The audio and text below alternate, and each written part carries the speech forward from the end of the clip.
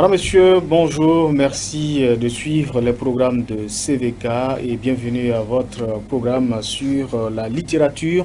Nous avons le grand plaisir aujourd'hui de parler du rêve burkinabé. C'est le titre d'un ouvrage paru aux éditions Ecovie et l'auteur est sur le plateau ici. Il s'agit du docteur Hyacinthe Wenlarima Ouedraogo. Il est titulaire d'un doctorat en histoire. Il est enseignant, chercheur au poste dans un centre universitaire du pays.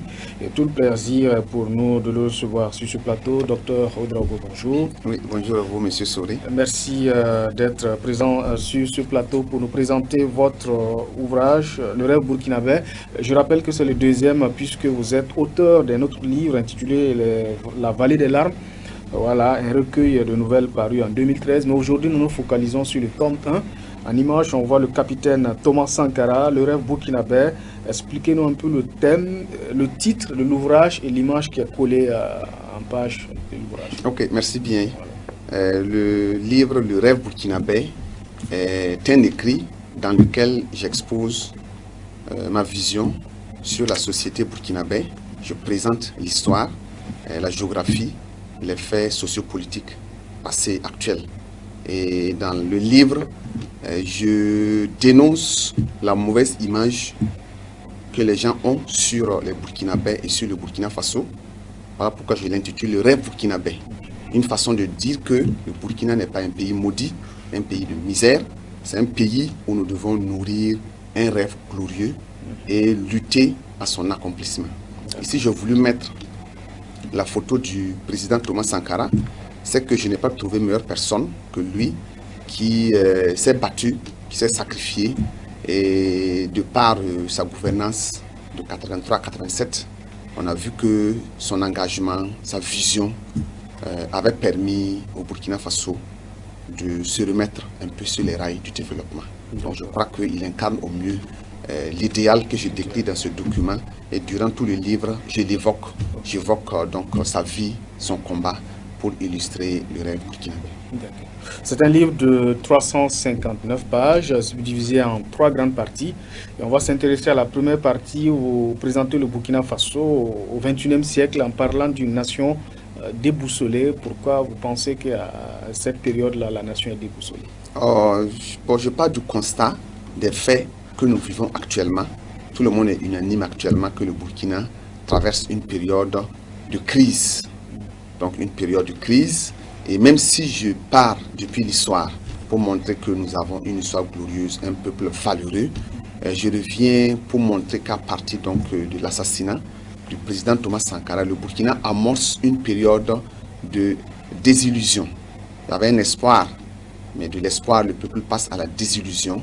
Une manière de montrer que depuis 1987 jusqu'à maintenant, nous vivons des temps de crise. La nation est déboussolée. Nous sommes à la recherche de repères pour incarner ce que notre nom dit. On dit Burkina Faso, pays des hommes intègres.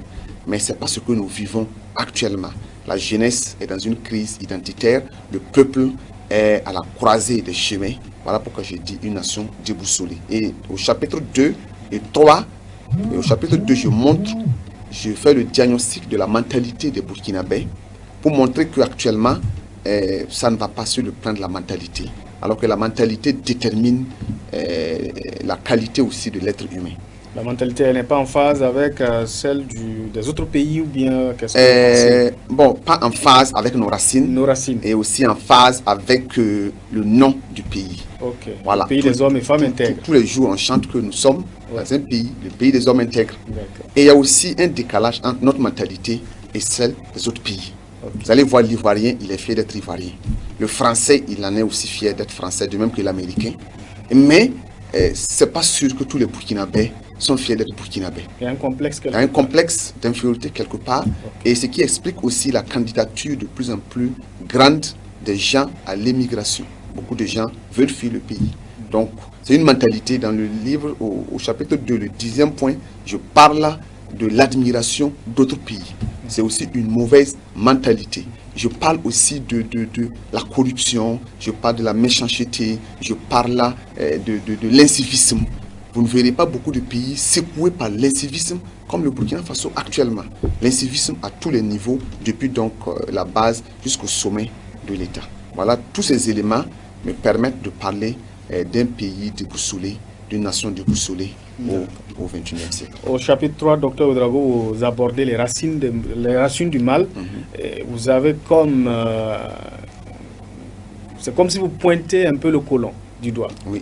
Voilà. Est-ce que l'histoire coloniale est à la base de ce mal, ou bien qu'est-ce que vous essayez de dire dans ce chapitre? Oui, bon, c'est vrai, je commence par la colonisation, mais j'aborde aussi d'autres faits. Et comme vous parlez de la colonisation, je vais juste dire que le mal aussi est parti de la rencontre de l'homme noir, donc de nous, voltaïque ou burkinabé maintenant, à notre rencontre avec le blanc.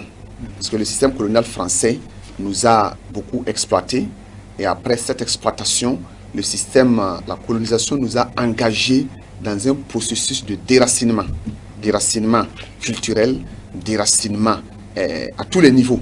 Nous oublions nos valeurs. Nos valeurs sont oubliées, notre culture est oubliée, et on veut nous imposer une autre identité. Si bien que on ne peut pas dire aujourd'hui que nous sommes africains, burkinabés à 100%. Il y a en nous de l'occidental. Et si j'accuse la colonisation, je dis que le colon nous a imposé sa vision du monde.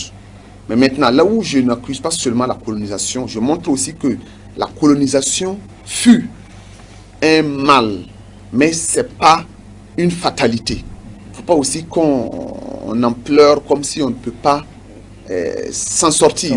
On peut mettre fin à cette dépendance-là et développer une indépendance.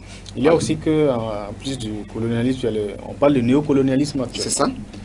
Mais pour moi, c'est toujours lié un peu à l'irresponsabilité des leaders politiques depuis donc, les indépendances.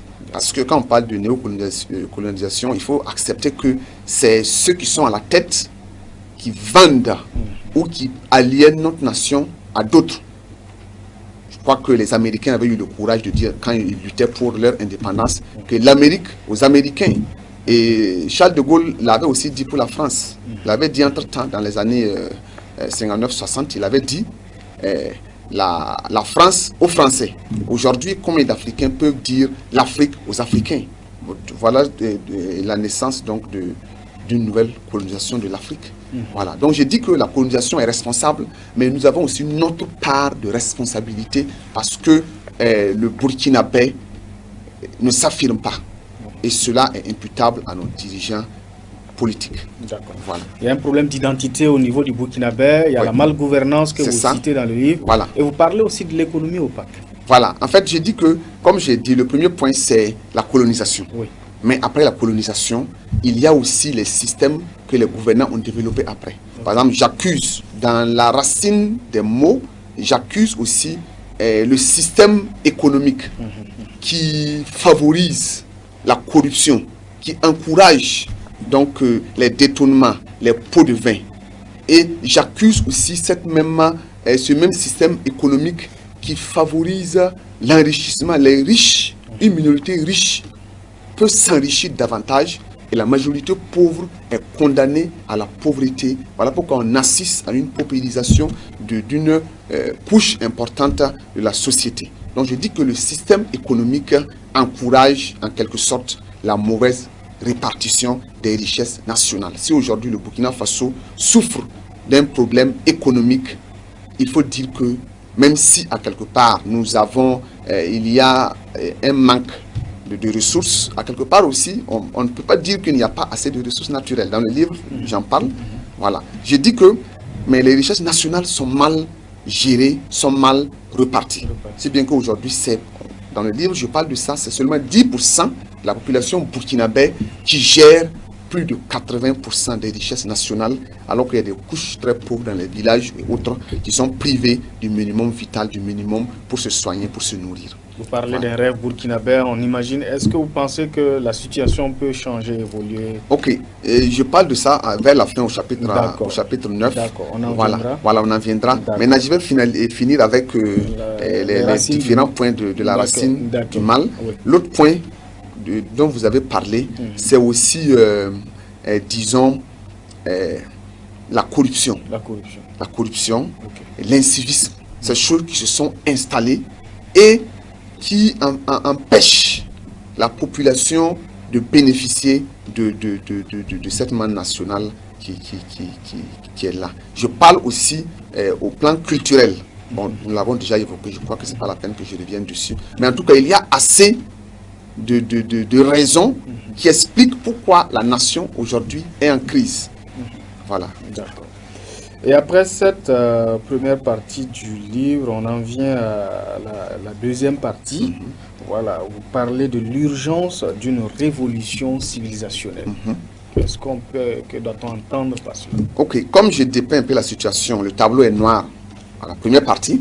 Donc moi, mon objectif n'est pas de montrer une situation chaotique, mais au-delà du chaos, qu'est-ce qu'il y a comme solution à apporter pour parvenir au rêve burkinabé? Parce que la troisième partie s'articule autour du rêve burkinabé. Mais dans la deuxième partie, je dis il faut, c'est des solutions, je propose, je dis il faut une révolution civilisationnelle. C'est-à-dire dans notre manière de vivre, dans les faits de tous les jours, dans la mentalité des Burkinabés, dans les habitudes, dans toute la civilisation, il faut qu'on assiste à une révolution. Et je dis que c'est urgent parce que cette révolution conditionne le nouveau départ.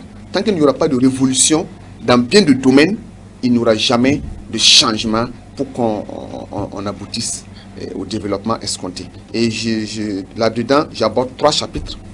Le premier chapitre, je dis démasquons le mensonge et imposons la vérité.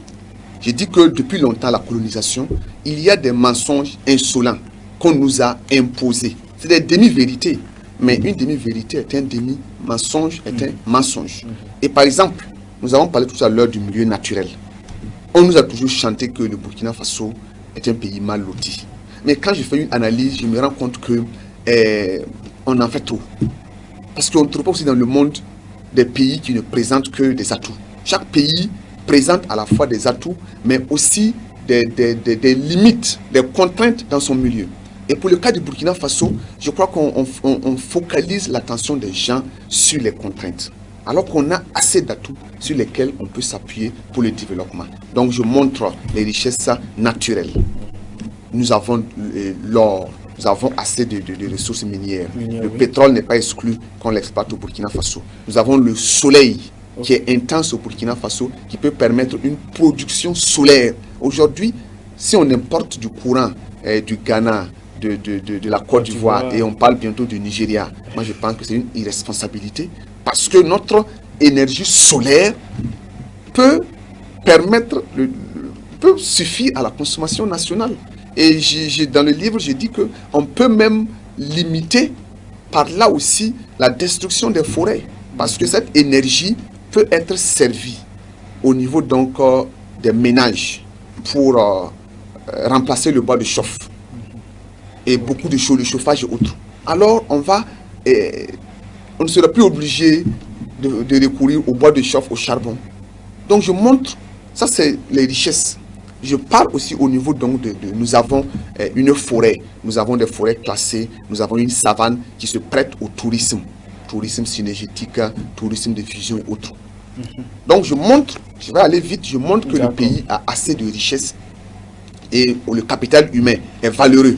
Même si la conscience se pervertit de jour en jour, il faut reconnaître qu'il y a la masse, la jeunesse burkinabé est active. C'est vrai que la paresse aussi est en train de toucher un certain nombre de jeunes, mais il y a quand même assez de Burkinabés qui gardent intacte leur ardeur au travail et que des politiques bien étudiées peuvent lancer comme une machine humaine pour le développement donc, du Burkina Faso. Je cite, notre histoire aussi est glorieuse. Tout à fait. Voilà, nous avons des hommes valeureux dans l'histoire, nous avons des atouts culturels. Quand vous prenez le Burkina Faso du nord au sud, de l'est à l'ouest, les différentes communautés, les différentes sociétés ont des valeurs culturelles, traditionnelles, qu'on peut mettre en exergue. Mais on attend seulement, le plus souvent, les FESPACO, les SNC et autres, pour les faire sortir et ensuite les ranger. Voici autant d'éléments où je dis il faut démasquer le mensonge et imposer la vérité. Ça va amener les Burkinabés à s'estimer eux-mêmes, à savoir que Et ils ne sont pas aussi n'importe qui. Nous avons des valeurs, nous avons une histoire glorieuse, nous avons un milieu valeureux. Voilà. Et le deuxième chapitre, je parle maintenant de... Des responsabilités. Voilà, il faut assumer nos responsabilités. Voilà. J'ai dit que toutes ces choses-là, pour des réformes profondes, il faut qu'on assume notre responsabilité. Il faut qu'on cesse d'être notre complexe d'infériorité. Il faut qu'on arrête de tendre la main à l'Occident. Il faut qu'on devienne en quelque sorte responsable. Il faut qu'on développe une identité nationale. Aujourd'hui, quand tu poses la question à un Burkinabé, qu'est-ce que signifie être Burkinabé? Tu es Burkinabé, c'est quel idéal tu défends? On ne verra pas. Chacun vit pour voilà, avoir de l'argent, avoir un boulot, avoir une famille, avoir le luxe. Voilà, et on prépare la retraite ou la vieillesse. Mais je me dis que on devait penser plus que ça. D'autres nations ont bâti leur développement en inculquant aux jeunes des valeurs nationales. Le jeune sait qu'il ne vit pas pour lui, il vit pour sa nation. Et j'aime dire que l'arabe est prêt pour mourir pour sa cause. Le chinois, il ne se bat pas pour lui, mais derrière sa lutte quotidienne, il pense qu'il a une nation qu'il doit défendre. Même chose pour certains pays européens et pour les Américains. Mais chez nous, cette identité n'a pas été forgée, si bien que beaucoup de gens ne luttent pas pour la nation, mais luttent pour eux-mêmes. Si bien qu'on est prêt pour le vol, on est prêt pour les détournements, parce qu'on ne pense pas à la nation, on pense à soi. Donc je dis qu'il y a une identité nationale qu'il faut développer, qu'il faut forger, qu'il faut inculquer à la jeunesse. Les intérêts égoïstes. C'est ça. Voilà. Dans le livre aussi, vous citez des exemples de figures de proue de l'histoire burkinabé. C'est ça. On a Daniel Wezen Koulibaly, capitaine Thomas Sankara et bien d'autres personnes. Oui. Pensez que le Burkinabé d'aujourd'hui devrait emboîter le pas à ces personnalités? Oui, effectivement. C'est dans la partie où je dis que nous avons une histoire glorieuse. D'autres nations aussi présentent leurs héros. Ils les vantent et ils galvanisent la jeunesse. En France, l'histoire de Napoléon est toujours là. L'histoire de Charles de Gaulle, même si on sait que Charles de Gaulle, quand on étudie l'histoire, on sait qu'il est un héros de la France. Mais n'empêche qu'il a fui pendant la Seconde Guerre mondiale de Paris à Londres. Tout à fait. Voilà. Mais c'est des images qui sont là. Les Mao Tse-tung sont là en Chine pour galvaniser la population. Chez nous aussi, nous avons comme vous l'avez dit, des figures de proue. C'est ça. Les Wezen Koulibaly sont là, les Thomas Sankara sont là, les Norbert Songo sont là, et d'autres encore en vie, comme les Laurent Bado, il y a Joseph Kizerbo qui n'est pas là. C'est des gens qui se sont battus. Il y a plein d'autres personnes, les Nazis Boni et autres. C'est vrai que d'autres sont réhabilités dans les universités et autres. Voilà. Donc je crois que il faut, dans la vie de tous ces hommes du passé-là, telles les divergences politiques et les différents clivages que nous avons, sortir leur bataille. Les Maurice Yamerogo, même s'ils ont commis des erreurs, ils ont aussi posé des actes héroïques en leur temps. Quand on oublie ces facettes négatives-là, et qu'on sorte le positif pour pousser les jeunes en leur disant, voici de par le passé, certains ont versé leur sang pour la nation, c'est votre tour, vous devez aussi vous engager dans le sacrifice. Je crois que toutes les nations se construisent sur la base d'une idéologie, d'un idéal que nous n'avons pas au Burkina Faso. Le capitaine Thomas Sankara avait annoncé plusieurs faits qui se révèlent aujourd'hui. Il avait dit que le Burkina est riche. Les gens ne croyaient pas. Aujourd'hui, c'est vrai, il avait une politique pour la préservation de l'environnement. C'est ça. En tout cas, il avait beaucoup d'idées que les gens commencent à... Mais actuellement, on voit qu'il y a ce sentiment de renaissance. Les gens sont en train de recourir un peu... le sankarisme est en train de prendre l'ampleur. Effectivement. Voilà. Effectivement, aujourd'hui, on sent que la jeunesse, rien que quand on suit les parutions récentes qui ont tenté de ternir l'image du président, on a senti la réaction de la jeunesse, on a senti la réaction, en tout cas, je peux dire, de près de 90% des Burkinabés. Voilà. Donc, je crois que c'est ce sentiment d'appartenance à un héritage national qui est donc l'héritage du président Thomas Sankara. C'est dans cette dynamique que s'inscrit donc ce réveil idéologique, et les gens, en tout cas de plus en plus, se retrouvent dans cet idéal que le président Thomas Sankara le capitaine reste et demeure une fierté nationale pour le pays des hommes intègres. Un héros. Un héros. Voilà. Vous parlez du prix du changement. C'est vrai que les choses ne sont pas comme vous le souhaitez. Vous avez un rêve pour que le Burkinabé soit fier de lui et prendre son développement en main. Et le prix du changement passe par quoi? pour moi, le prix du changement, comme vous dites, pour un changement, il faut un prix. Et ce prix, il faut la conscientisation. Et parce qu'aujourd'hui, les gens sont convaincus d'une chose, il faut passer par tous les moyens pour s'enrichir, pour se développer. Alors que c'est une mauvaise conscience. Quand tantôt on parlait des détournements, de la corruption, de l'incivisme, vous voyez l'insécurité à la maison, les enfants ne respectent plus les parents. C'est toute une culture de la médiocrité qui s'est installée, qui a pris du temps. Depuis 30 ans, c'est une réalité qui prévaut. Beaucoup de jeunes sont nés dans ça, ils ont grandi dans ça. Et au chapitre 2, j'ai sauté le fait sur les perversions. Perversions sexuelles, l'homosexualité, les avortements. Toutes ces choses sont à décrier, à dénoncer. Même si aujourd'hui, la plupart des gens ferment les yeux dessus. Donc je dis, pour tout ça, il faut une conscientisation. Que le système éducatif, que les mouvements associatifs, que les chaînes de télévision et surtout les gouvernements inscrivent cette conscientisation dans leur programme de tous les jours. Parce que la mentalité ne se change pas en un jour, c'est de parole en parole, de répétition en répétition. C'est comme un ordinateur qui a un mauvais disque dur. On parle, il faut formater pour réinstaller d'autres données. Et dans la mentalité des Burkinabés, il y a des choses que par une conscientisation accrue, on doit parvenir à désinstaller pour installer la vertu, installer l'intégrité, installer le patriotisme, installer le respect de nos valeurs traditionnelles, culturelles, l'identité africaine, l'identité burkinabé. Donc c'est la conscientisation. Et la conscientisation, quand les gens seront conscientisés, un homme conscientisé est un homme engagé. Il va s'engager et il va se battre et il va laisser des traces dans sa société. D'accord. Au fil des pages, on voit que vous croyez fermement à ce rêve burkinabé de voir le burkinabé épanoui, le burkinabé développé. Et vous-même, vous parlez de révolutionner le style de vie, de préparer le succès. Et dans ce cadre, vous pensez que l'impossible peut devenir possible. Oui, ça c'est maintenant, je crois que nous tombons dans le chapitre 3. Oui. Où, et la troisième partie du mois, où je parle du rêve burkinabé, j'ai dit il faut révolutionner le style et préparer le succès. En quelque sorte, je reviens à l'individu lui-même. Chacun doit se préparer. Le succès là n'est pas un accident de parcours. Le succès se prépare à long terme. Et j'ai dit à chacun, il y a des facteurs naturels, des clés naturelles et des clés spirituelles qu'il faut conjuguer. L'ardeur au travail, le respect de la personne humaine, surtout des anciens, et la loi de la vision, de la persévérance. Voici autant d'atouts, parce qu'il y en a qui pensent qu'il faut se lever aujourd'hui et dans 1 à 2 ans, on parle non, c'est une bataille ardue. Voilà, donc je dis dans tout ça, il faut que les gens révolutionnent leur style de vie.